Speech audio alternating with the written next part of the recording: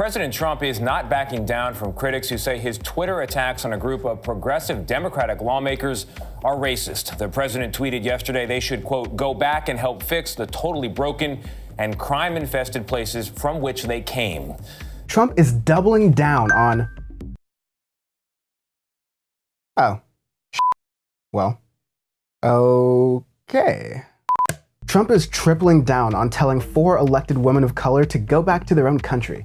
This is despite the fact that 3 of those women were born in America and the other has been living in the US since they were a teenager. His fiercest defenders broke their brains trying to convince you to avert your gaze away from the obvious red flags. For example, Fox and Friends opted to laugh their racist Uncle Donnie off again. This tweet that you're just seeing now is clearly going to get, I think, a lot of discussion. Someone's feeling very comedic today. And check out The Blaze for what might be the most reluctant fact check ever. He should have just left it to her. Yes, he could have done been multiple talking tweets. about Ilhan Omar because Tlaib and AOC, obviously, and I guess Presley, too, are all from here. Yeah.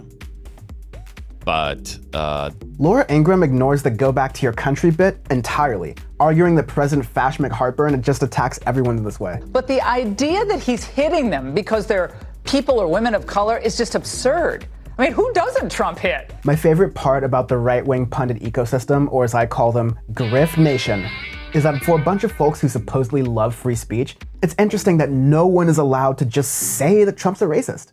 I don't think that these were racist comments, but they were certainly not exactly what you'd call tolerant. Now, there may be a racial tinge to it. I think it's sort of undeniable considering that these are all women of color. But it's more xenophobic than I think in the racist camp. Criticisms of people with dark skin did not necessarily equate to racism. So I just don't think it was racist. I think they were unfortunate and ill-advised and intolerant, perhaps. Just I don't think they were racist. As we round out the bottom of the barrel here, let's check in on extremely normal Greg Gutfeld. I read the whole thing. And my summary, after he said leave, he said please come back. If anything, it's a challenge. But why quibble with context? Hey Greg, it's Dan. You doing okay, buddy? How's comedy working for you? I noticed your material is starting to sound angrier, as though it's rooted in your own personal experience. It's like doing stand-up while your friends are sitting at the tables explaining your jokes. That's where I step in.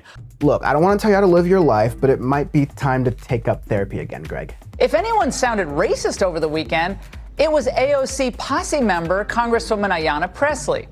She thinks that any minority who doesn't think like she does is inauthentic and not even worth having part of the conversation. So Ingram says Ayanna Pressley is a racist because if you think the wrong way, Pressley supposedly doesn't want to work with you. Well, thanks for that explanation, Laura. So, is it racist when Trump wants to kick out Americans for their different opinions? Is it racist when your rent-a-pundit buddies suggest it? they act as if they are more loyal to another entity of some kind.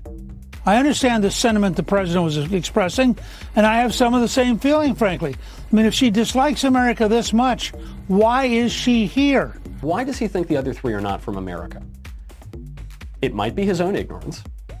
It also might be that all of these women constantly present themselves as foreign. So you have Rashida Tlaib constantly extolling the fact she's the first Muslim, she's the first Palestinian American, the first Somali immigrant, Ilhan Omar, the first this, the first that, whatever. They don't say, I'm an American, I'm all American, baby, I'm apple pie, red, white, and blue. They don't.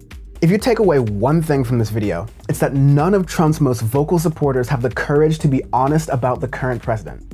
Remember that the next time they start complaining about the quote-unquote dishonest media. Thanks for watching. Happy scrolling.